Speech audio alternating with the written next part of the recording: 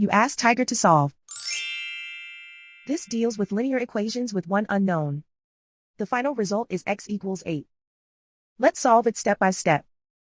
Simplify the expression. Simplify the arithmetic.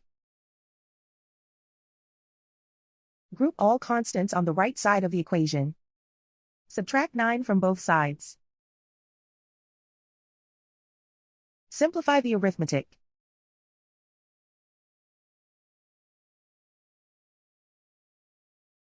Isolate the x. Divide both sides by 3.